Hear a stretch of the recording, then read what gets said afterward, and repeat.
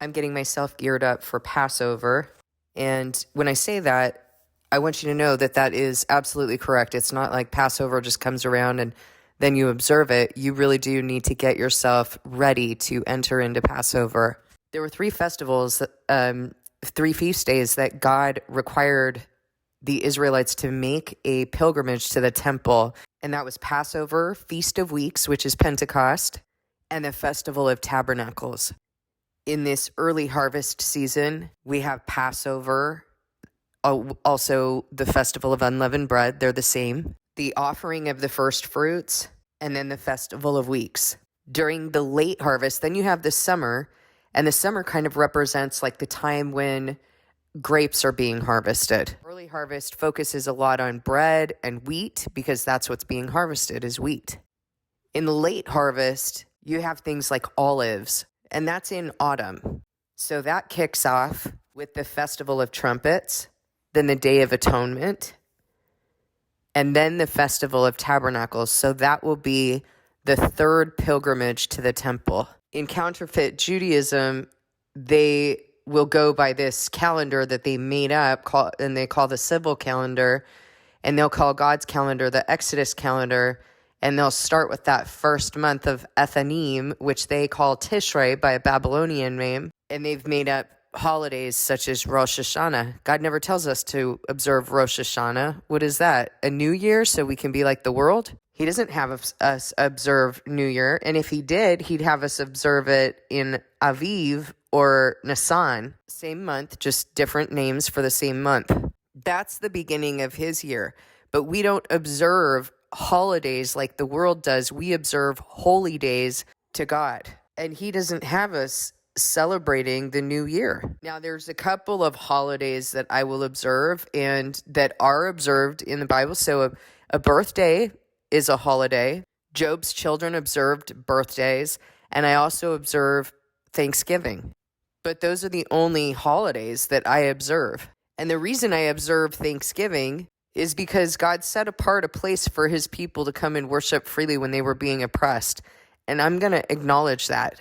I'm grieved about what we've done with it, but I think that's also important for me to feel both of those feelings, gratitude and grief. And it motivates me to clean up his temple, to clean up his house and get it ready for rededication. But I'm not going to let some woke mob tell me what to think about Thanksgiving or rewrite history. So that's what I observe. Now, am I going to observe it the way that the world does? Am I going to drink and overindulge myself and observe something to my flesh? Well, no. If I'm in him, I'm going to observe it by glorifying him. A lot of times we don't even make all of the sides and desserts and things. We'll just have, like, I think last year we had a stew and it was delicious, but we didn't overindulge ourselves. The most important thing is that everything that we're doing is to glorify him. And you're going to see, some of you will be observing these holy days for the first time ever this year. So I want to get your heart to start orienting around what these holy days are, what they signify, and how we observe to God. And you're going to notice that the way that we observe God's holy days totally different from the way that we used to observe holidays. There is a certain mood and a tone and a way that he commands us to observe these holy days. It is a memorial of something that has happened or something that we're looking forward to. A memorial that's something that's happened and something we're looking forward to. And so as we're obeying these holy days, we begin to understand a little bit more about God's heart and a little bit more about his appointed times and what is important to him. Before I start, I want to let you know that there are videos on this channel regarding all of these holy days. Every year, God is teaching me something new about his heart. And I know that it's important that I'm pursuing that. So I'm going to make a concerted effort every year to read the story of Passover and to see, is there anything else that he's speaking to me? So let's start in Exodus 12. The Lord said to Moses and Aaron in Egypt, "This month is to be for you the first month of your year." Okay, so God's establishing his calendar. Tell the whole community of Israel that on the 10th day of this month, each man is to take a lamb for his family, one for each household. If any household is too small for a whole lamb, they must share one with their nearest neighbor, having taken into account the number of people there are. You are to determine the amount of lamb needed in accordance with what each person will eat. The animals you choose must be year-old males without defect, and you must take them from the sheep or the goats. Take care of them until the 14th day of the month, when all the members of the community of Israel must slaughter them at twilight. Then they are to take some of the blood and put it on the sides and tops of the door frames of the houses where they eat the lambs. That same night they are to eat the meat roasted over the fire along with bitter herbs and bread made without yeast. Do not eat the meat raw or boiled in water, but roast it over a fire, with the head, legs, and internal organs. Do not leave any of it till morning. If some is left till morning, you must burn it. This is how you are to eat it, with your cloak tucked into your belt, your sandals on your feet, and your staff in your hand. Eat it in haste. It is the Lord's Passover. On that same night, I will pass through Egypt and strike down every firstborn of both people and animals, and I will bring judgment on all the gods of Egypt. I am the Lord. The blood will be a sign for you on the houses where you are, and when I see the blood, I will pass over you. No destructive plague will touch you when I strike Egypt. This is a day you are to commemorate. For the generations to come, you shall celebrate it as a festival to the Lord, a lasting ordinance. For 7 days you are to eat bread made without yeast.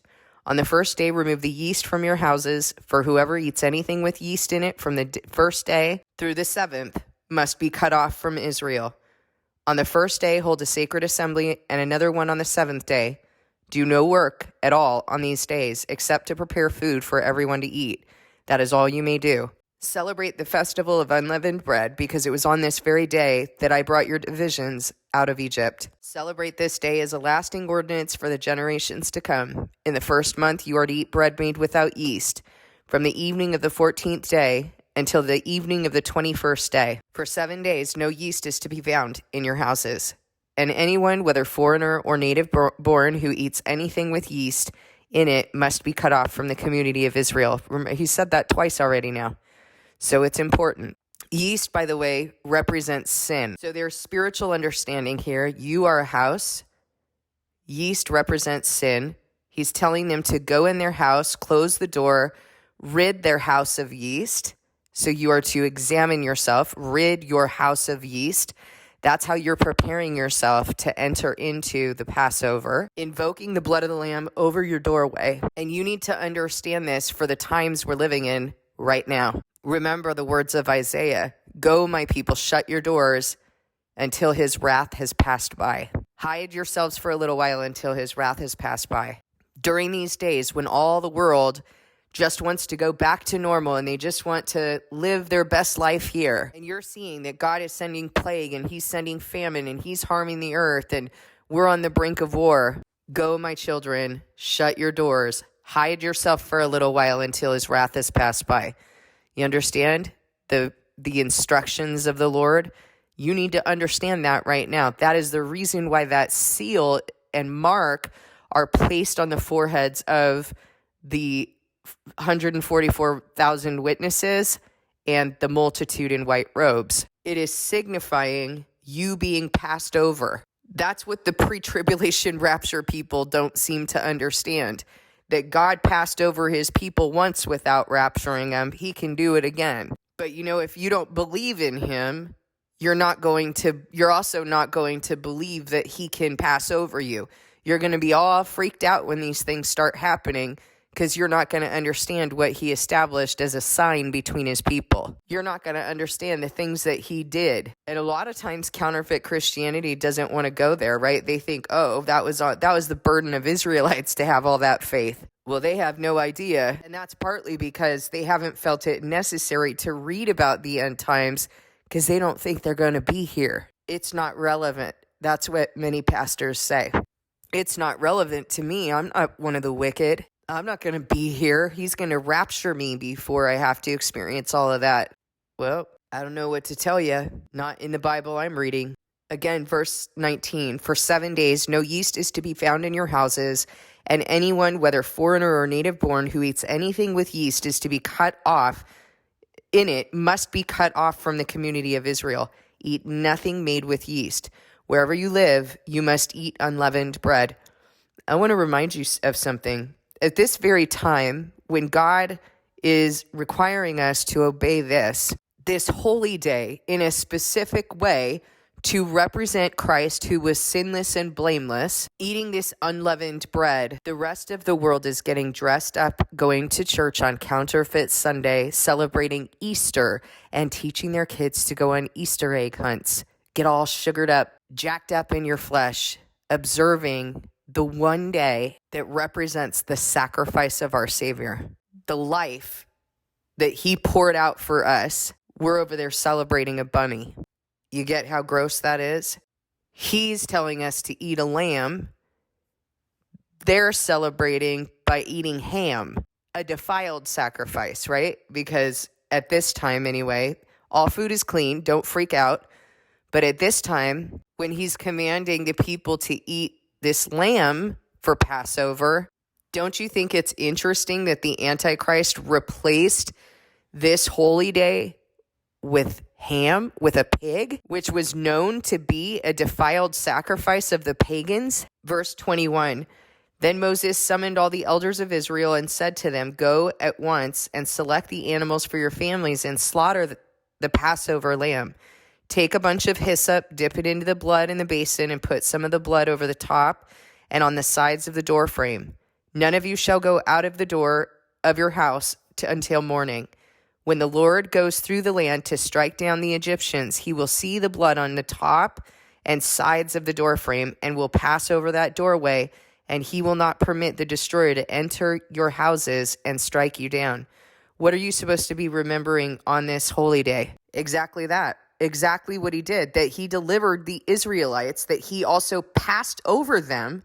And pre-trib rapture people are not getting that because they only think that they pick and choose what applies to them. This doesn't apply to me. That was for Jews. That was for the Israelites. That's their burden. I've been given something for free. They're the ones who had to work for it. What? Obey these instructions as a lasting ordinance for you and your descendants. A lasting ordinance is just that. And when he says for you and your descendants, he's clarifying lasting ordinance and from generation to generation for you and your descendants. When you enter the land, the Lord will give you, as he promised, observe this ceremony. And when your children ask you, what does this ceremony mean to you? Then tell them, it is the Passover sacrifice to the Lord who passed over the houses of the Israelites in Egypt and spared our homes when he struck down the Egyptians. He's going to do that again, guys. You have to know that and believe that he's going to pass over you, and you have to know how to obey. You don't go out there and start being, frolicking with the world. Go, my children, enter your homes, shut the door, hide yourselves for a little while until his wrath has passed by. And you know what you're supposed to be doing when you shut that door because he told you during Passover. So when you see these things coming, like when you saw the COVID shutdowns starting to happen during Passover, I mean, it's not a coincidence that happened. God is doing that because those who are observing his holy days, when they are going through those COVID shutdowns, they're recognizing, especially because they're observing. And if they're observing, then they're not getting all freaked out that God's going to, somehow wipe them off the face of the earth. They know that God has every ability to pass over them. Doesn't matter if you live right across the road from one of the Egyptians who are being wiped out. Oh, but what about germs? What about virus? What about all the things that we've learned in science? Well, guess what? We've got a God that defies man-made science. We've got a God who is sovereign over all. And when your children ask you, what does this ceremony mean to you? Then tell them it is the Passover sacrifice to the Lord who passed over the house of the Israelites in Egypt and spared our homes when he struck down the Egyptians. Then the people bowed down and worshipped. The Israelites did just what the Lord commanded Moses and Aaron. At midnight, the Lord struck down all the firstborn in Egypt, from the firstborn of Pharaoh who sat on the throne to the firstborn of the prisoner who was in the dungeon, and the firstborn of all the livestock as well. Pharaoh and all of his officials and all the Egyptians got up during the night, and there was loud wailing in Egypt, for there was not a house without someone dead. Read this story. Read this story to your family. Read this story to your children. Remind them of who the Lord is. You think your children don't know what's going on? You think you're protecting them by not talking about what's happening? I got phone call after phone call from people telling me, my child has anxiety. My child has blah, blah, blah, because of COVID. No, it's not because of COVID.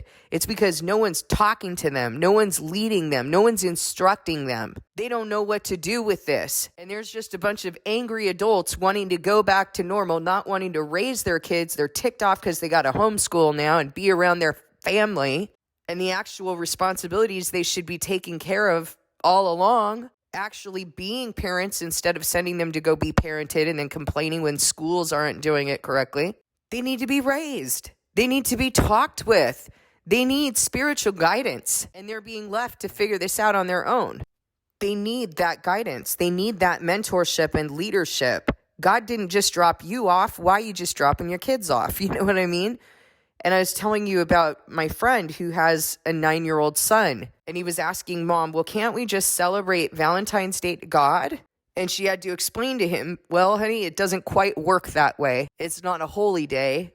It's a holiday. It's something that the world has constructed, and they've constructed it in a very specific way, very different, in total opposition to what God desires and according to God's heart. And as your children are observing these holy days, they're going to understand that. But also, you have to make it relatable. You got to make it relatable and something that they can take pleasure in doing. That there is pleasure in having that relationship with God. It's not pleasure as the world thinks of pleasure. It's not pleasure according to the flesh, but it's something that nourishes you inside. You know, I wasn't actually going to do a video on this, but I will tell you something that I'm struggling with. I kind of figured that God was going to work this in because he was working on me with it a little while ago. But I've been struggling with this thing. Like I've been, staying up later and later, and it's just been kind of a bad habit that I've been getting in. And as I'm staying up later, then I think, I kind of feel like I want a snack. Kind of feel like I want something to eat now. And, most of the time I'm not eating anything bad, although I actually will eat worse than I'm used to eating later at night, because I think that's just a thing with all of us. Like, we don't eat the best foods at night. It's not a good choice to eat late at night to begin with. I guess if you're going to go out with a bang. I don't know. But you tend to crave like those, more carby kind of foods, more comfort food at that time. In any event, so I have kind of eaten some bad food here and there, but usually what I'm eating is like a bowl of vegetable soup. I've told you, like, every time the turkeys go on sale, I buy up turkeys and can them, because that's all we really eat. Like, my kids love it. The broth is like liquid gold. It's so good. So comforting and nourishing, and it just feels so good. So that's usually what I eat late at night. But I don't feel good, and like, I historically have not been very attuned to my body. And I've kind of treated my body like a machine because I had a real strong body and didn't experience, consequences of beating my body up in my lifetime. So I kind of have that, I haven't had to be careful. And so if something happens, I'm just like, whatever, I don't feel well, no big deal. But I really haven't been feeling well, and I've been taking it up with God, and it hadn't occurred to me that I was eating late at night, and then I'd go lay down. And that doesn't feel well. And there's good reason why it doesn't feel well, because we're not meant to do that.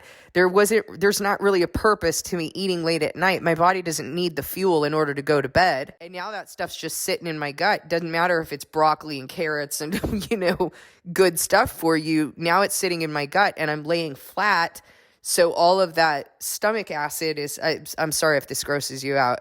I don't think it's gross, but maybe it grosses some people out. Anyway, not good for your body. That stomach acid is coming up and it's not remaining in your stomach to actually break down your food, which is the whole purpose. So you're going to start having autoimmune stuff. You're going to start having, more coughing. You're going to start experiencing consequences, because God designed us to experience consequences when we're doing things that don't fit with the design that he gave us. Like, that's just logical. But you know what would happen if I went to a doctor? They would diagnose me with GERD, which is just acid reflux. I've never had anyone ever ask me a question, because when I was being treated for like coughing and stuff like that by pulmonologists and allergists and all different kinds of doctors, never ever ever did they ask me the question, well, do you eat late at night? They never asked me about my eating patterns, my eating habits. Don't you think that's kind of an important question when 99% of the population eats late at night because they're distracting and they're stressed out? It's kind of an important question, but it doesn't make them money, guys. It doesn't make them money. It's not the way they think, because it's not the way they were taught and told to think in their training. Their training says diagnosis and medication or procedure. Well, I took it up with God because I don't go to doctors and I won't be doing it anytime soon. But I took it up with him and was like, why don't I feel good? Why don't I feel well? And he started talking to me about it tonight and telling me why I don't feel well, what I need to do, how this is not in line with the design that he has given me for me to just abuse my body like that, or to eat late at night and then go lay down. And now I've got, my body's going out of whack. It's not able to do the things that it is supposed to do because I'm misusing it. And then he started talking with me about when I'm out of this body. Please try to imagine that right now, because I know sometimes we hear things and we just don't put ourselves in that position. But will you just humor me for a moment and think about, because this is the position he put me in, was thinking about and really imagining what it's going to be like when I'm not in this body. In Revelation talks about the wedding feast, right? And it talks about this big feast and everything else. We're going to be out of these bodies. I'm not so sure that we're going to be eating food, that's what it's all about, And God has been teaching us through metaphor what our actual state is going to be. The only reason we are eating or get into these bad habits or anything else is because God established something in the natural so that we could understand the physical, and so that we could make a decision about what we were going to choose. Be circumcised from the sinful flesh, from your sinful desires. Be disciplined in your physical flesh. I have not been being disciplined. That's also going to lend itself to me being reconnected with the sinful flesh, which is the reason why God is giving me consequences to come back to him, so that I'm not comfortable doing that stuff. He's shepherding me back to him. He's disciplining me. Stay right here. You don't need to eat past a certain time. In fact, you don't need to be staying up late at night. But we're not going to have any of these issues when we're in our glorified bodies after the resurrection.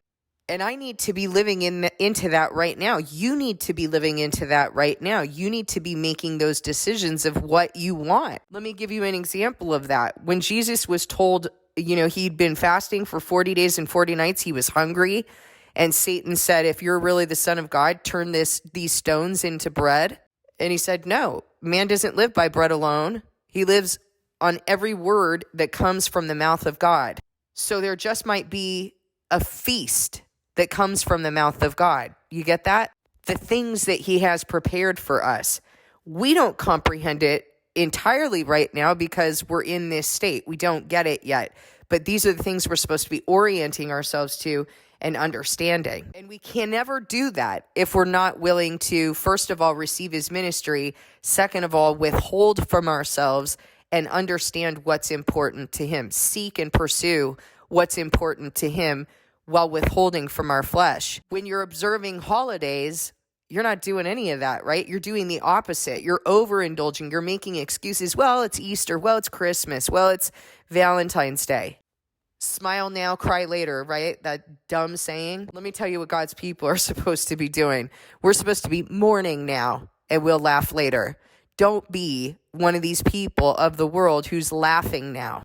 If you're laughing, there's a problem. Obviously, we're going to laugh at things here and there, but you get what I'm saying? If this is comfortable for you, you're celebrating, you're living your best life with Joel Osteen, you're in big trouble.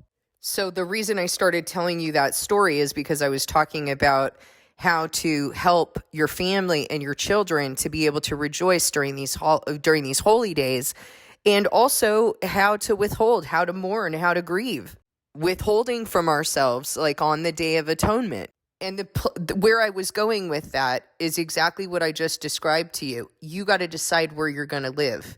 You're never going to observe one of God's holy days in the flesh. And if you are, you're grieving him. Because remember, he rebuked the Israelites for doing that. He said, your feast days and your Sabbaths, your new moons, they are a burden to me. I hate them with all my being. You are celebrating them in your flesh. You are observing them to yourself, not to me. Even your fasting, at a different place in scripture, he rebukes them and says, was it for me? When I think it's Daniel who's asking, should we still do all of the, these different fasts? And he says, were you not just fasting for yourself? Oh, you were fasting for me, huh? I mean, we can do that too, right? Like we're fasting and we're just trying to tighten up our little tummy, shrink our stomachs, do this for health reasons. I have a lot of people, honestly, when people contact me and they ask me about this fasting, they have no idea how to fast for God, to return to God. They'll tell me things like, well, my doctor has me on. No, your doctor isn't calling you back to God. We know that. And they have all of these different ideas about what fasting is, and it's in their head that they're fasting to themselves. They're fasting to produce certain flesh results. No concern for God. No concern to get their physical flesh into submission. We have to decide where we're going to live. We have to decide what's going to be important to us. And that life that pagans are living has to become detestable to us. If your children feel disgusted by that, you're doing it right. If your children have an understanding of what it means to live in the Spirit and live for God and take pleasure in that, enjoy being self-controlled by the Spirit of God, peace, love, sound mind, if they take delight in that, and they know how to have a relationship with God, they are going to continue in that way. If that's the way you're raising them, they will not depart from it when they are older. But if they don't have anyone to raise them, they are going to go for what the world goes for. They are going to be raised by the world. They're going to do the things that the world does, and they're going to think that they are living their best life. We have to train them up. We have to teach them. We have to live that with them. Give them that experience. Help them to see a model who does this and isn't a miserable sap. You know what I mean?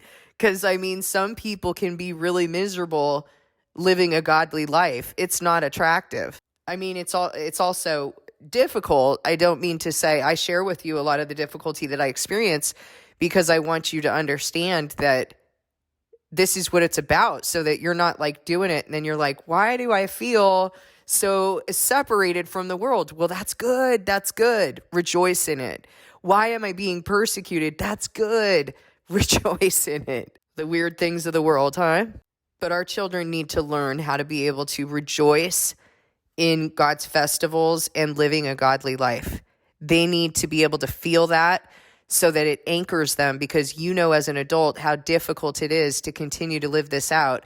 How do you think our children feel? I know you're not going to be able to do that by some self-contrived plan. You need to receive that from God. If he put you in that authority, he will empower you and teach you how to walk in it. And it is going to require you to sit with God and ask him during certain times. When my kids are going to come here, and listen, I don't do this perfectly, okay? Don't think that I do. Because I can start slipping into old patterns, and then God brings me back and, stuff like that. But when my kids are going to come here and we're observing something, I'm careful. I'm praying. I'm asking God, help me to have good conversations with my children. How do I feed them? How do I nourish them? Spiritually. I'm not talking about physically. How do I take responsibility for my part in this visit? And I have a big part. I'm the mom. I've been placed in certain authority. So I need to make sure that I'm walking in that. And he will give me the answers. He will walk me through that. So if this is your first year doing this and you're concerned, you're a little like, oh my goodness, how do we transition from having been celebrating pagan holidays to God's holy days? Pray. And he'll start turning the hearts of your family members as well. Pray for it. He will do it. I can testify to that. I was thinking the other day about, what God did with me, and maybe you've experienced this as well, when he draws you to himself and you start throwing out all those idols and you're like, oh, there's a skull on this t-shirt that goes in the trash. There's, it's just random. All the stuff that you've collected that now you're just like, ugh, this is detestable to me. I can't stand it. Or I don't think God wants me to have this, or you're getting that feeling and he's testing your heart and seeing if, are you going to get rid of it? Are you going to choose him? When it's between the object and him. Doesn't matter if you paid a lot of money for that thing. And I remember that my daughter was telling me something about essential oils. And listen, you got to be moved by God, okay? I use essential oils for fragrancing my homemade cleaning products and things like that. I don't think there's a spirit in my essential oils. You know what I mean? And I told you about something that I did when I was throwing out, I had these lentil chips or something. It was like lentil flatbread, but it was like a chip, like a fried one. Anyway, I'd bought it from an Indian market. And I remembered when I was checking out of the Indian market, they had their little statues behind them and the false gods. And I was reading in the Bible, don't eat food sacrificed to idols. And I was like, oh, it's got to go. It's got to go. And I just popped up and went to the cupboard and threw it out. Is that anything? No. Food sacrificed to idols is false doctrine. But listen, if God's convicting you to throw something out, then you throw it out. But a lot of times, especially in the beginning, he's going to test your heart to see, will you hang on to this thing? And at the time, there wasn't much I could eat. I could eat those the lentil chip thing without having, adverse effects in my body. So to me, it was kind of important. It wasn't that important, but I didn't even think about that. It was gone.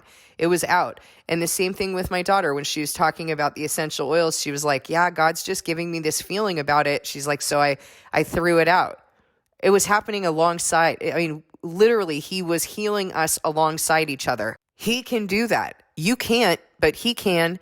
And you know what your part is in that? You start changing. You start following the ministry that he's taken you through. And he's going to heal your family. Even if you're not in contact with them, he is going to start working through them. But you got to choose, right? You got to choose. Where are you going to live? Are you going to value the flesh more than the things of God? Are you going to think, when you're feeling a particular way, I need some comfort food. I'm not, and that you're not really hungry. You just want something to comfort you. And instead of feasting on the words that are coming out of God's mouth, instead of going there, you're going to the flesh. That's the habit that I was getting into. And so he makes me sick. He doesn't allow me to keep doing that. And I've learned to rejoice in that kind of discipline. Verse 31, during the night, Pharaoh summoned Moses and Aaron and said, up, leave my people, you and the Israelites. So remember, all of the firstborn in every household has now died. Up, leave my people, you and the Israelites, go. Worship the Lord as you have requested. Take your flocks and your herds as you've said, and go. And also bless me. Bless me. Up until this time, how many plagues has God had to send to this man? Look how entitled he is. Bless me. The Egyptians urged the people to hurry and leave the country. So remember how he told them to eat the Passover with your staff, with your sandals on, with your, what did he say, your cloak tucked in your belt or something like that? Go in haste, eat it in haste. The Egyptians urged the people to hurry and leave the country, for otherwise, they said, we will all die. So the people took their dough before the yeast was added and carried it on their shoulders in kneading troughs, wrapped in clothing. The Israelites did as Moses instructed and asked the Egyptians for articles of silver and gold and for clothing. The Lord had made the Egyptians favorably disposed toward the people, and they gave them what they asked for, so they plundered the Egyptians. Look at that. So that's another thing that God has been showing us in this story, and I know we're not reading the whole story, but he turns the heart of Pharaoh, he softens it, and then he hardens it, and then he softens it, and then he hardens it, and he keeps doing that with Pharaoh. And he does the same thing with the Egyptians, to where he makes their hearts favorably disposed to the Israelites so that they're able to plunder the Egyptians. Is that crazy or what? He is in control. I mean, so easily the Egyptians could have been really angry with them and warred against them. but God's the one who does that. He's truly able to do anything, and he will for his people. He will conform all things for the good of those who love him. The Israelites journeyed from Ramesses to Succoth. There were about 600,000 men on foot, besides women and children. Many other people went up with them, and also large droves of livestock, both flocks and herds. With the dough the Israelites had brought from Egypt, they baked loaves of unleavened bread. The dough was without yeast because they had been driven out of Egypt and did not have time to prepare food for themselves.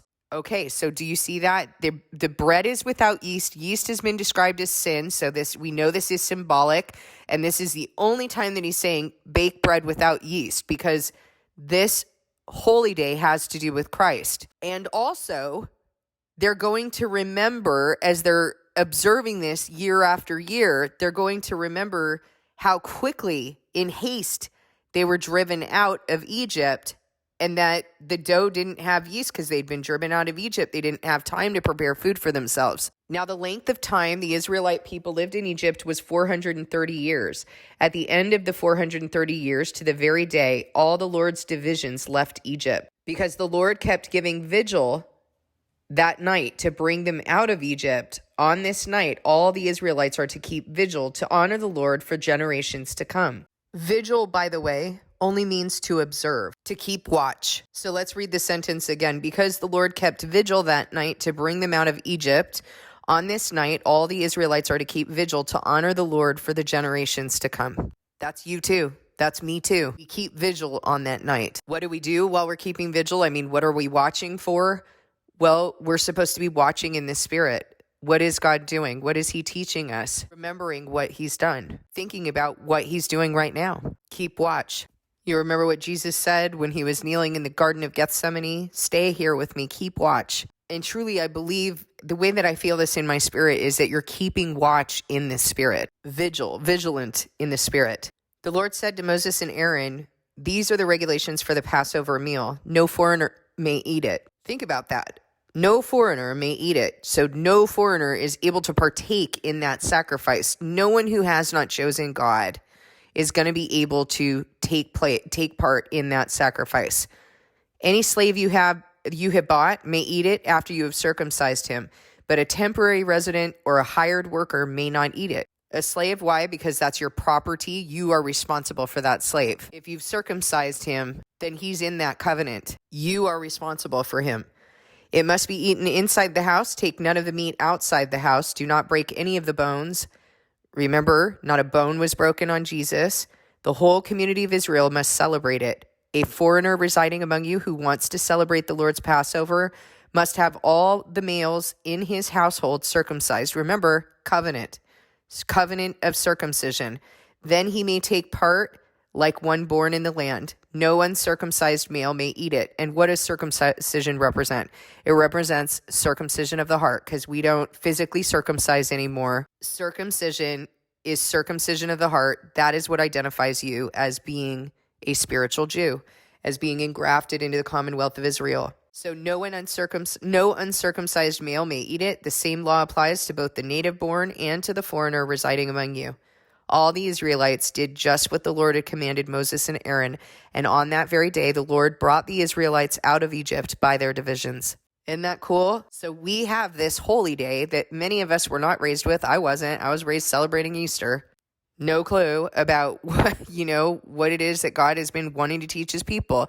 We are to do this every year for generations to come. A lasting ordinance. We'll probably be celebrating this because I know that we'll be observing the Feast of Tabernacles, so why wouldn't we be doing this in the next age? We're not going to be celebrating Easter in the next age, but we will be remembering what was done for us and what was done for our ancestors. Because remember that God established that first Passover so that we understand how he's passing over us, how he's sparing us from destruction. And don't think that just, us living in these end times when he's sending these trumpets that he's going to blow over, pass over us. Don't think that's the fulfillment. You have to understand that that's only part of it being fulfilled. It's being fulfilled along the way. You know what the ultimate fulfillment is? That you're not going to be destroyed. You're not going to go into the burning lake of fire. And he brings that destruction on the wicked. You will not be touched. You will go to meet him in the clouds, receiving a salvation that is irrevocable as long as you fulfill this covenant, as long as you choose him every time, as long as you're not giving into those bad habits in the flesh, eating those late meals, choosing that comfort. You get where I'm going with it? I mean, because that's what he's teaching me right now, is you got to choose where you want to live. You can't just live the way that you've always lived your life because I gave you a strong body and you didn't experience a lot of these consequences. You can't just say, I'll pay the price later. No, you got to live right. You got to live right in the design that I gave you.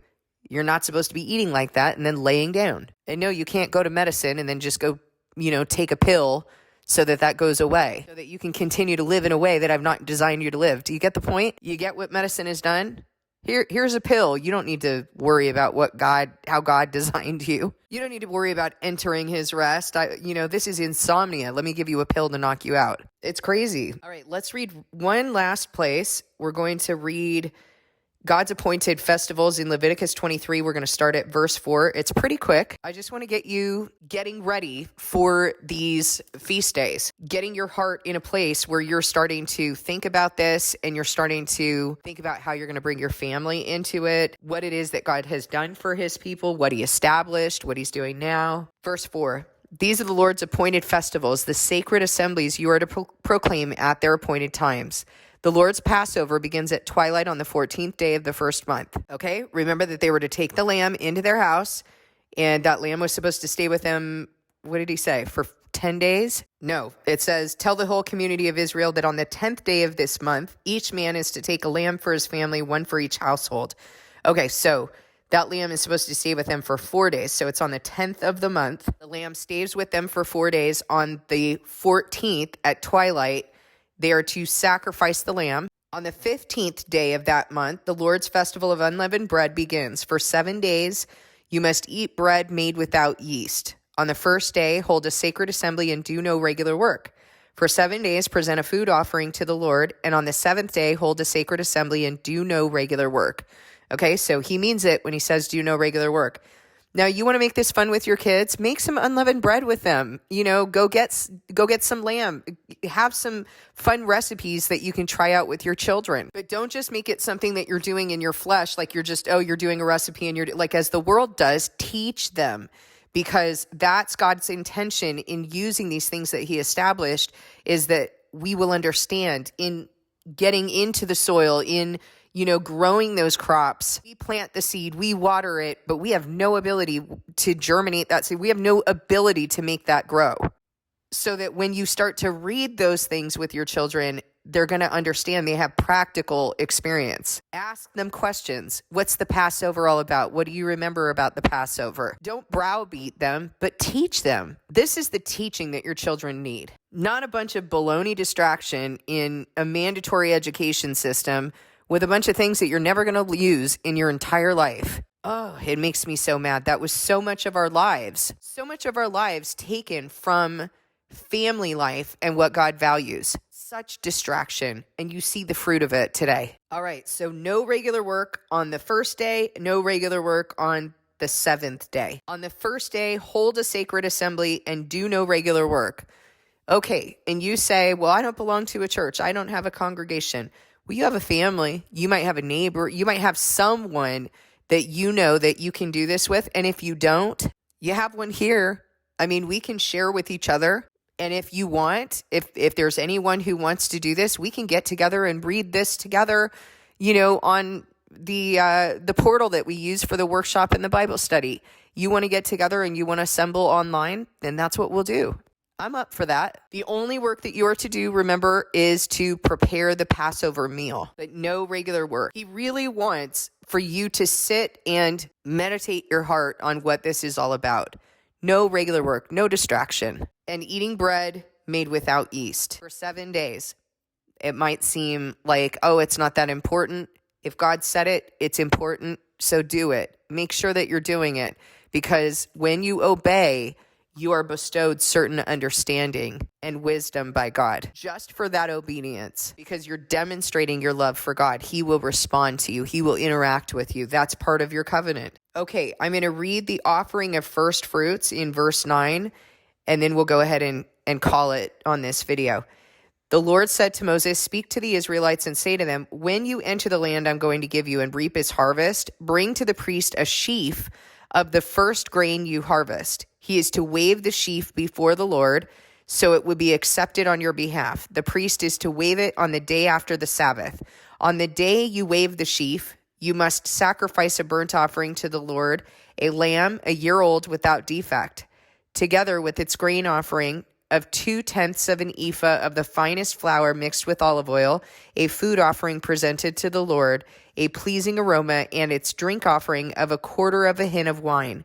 You must not eat any bread or roasted new grain until the very day you bring this offering to your God. This is to be a lasting ordinance for the generations to come wherever you live. All right, so I just want to read that. I'm not going to read the Festival of Weeks, but I want to kind of get you primed. There is the Passover, and then there's this transition into God's witnesses, okay? Passover, he is the first fruits, and then his witnesses and his apostles are also described as first fruits to God and the Lamb. The multitude in white robes are not described with that same language. So you have to understand that in these appointed times, he's differentiating. But you do also want to understand that Passover, if God was going to seal you, when do you think he might seal you? Before he starts blowing those trumpets. Probably on Passover, eh? And so if he seals you on Passover, and this is the very reason that he has shown me, because I was kind of like, okay, well, right now I'm just sitting with you telling me that this is what you've done. I really need this to stand on your word. Like, I need to know that it stands on your word. So, and what I'm talking about is him having told me that that he activated the witnesses on Pentecost 2022. And so I took it up with him. And at the time I thought that the Sabbath year was in that month of Ethanim, that it started in that month of Ethanim and ended in the month of Ethanim. Well, that's not accurate, because that's the 7th month. It's not the beginning of the year. So it wouldn't be the Sabbath year. If you're not familiar with the Sabbath year, read Leviticus 25 and 26. You're to observe a Sabbath year. Let the land rest. You are land. If you've obeyed certain things, if you have obeyed and observed that Sabbath year, you are going to be blessed.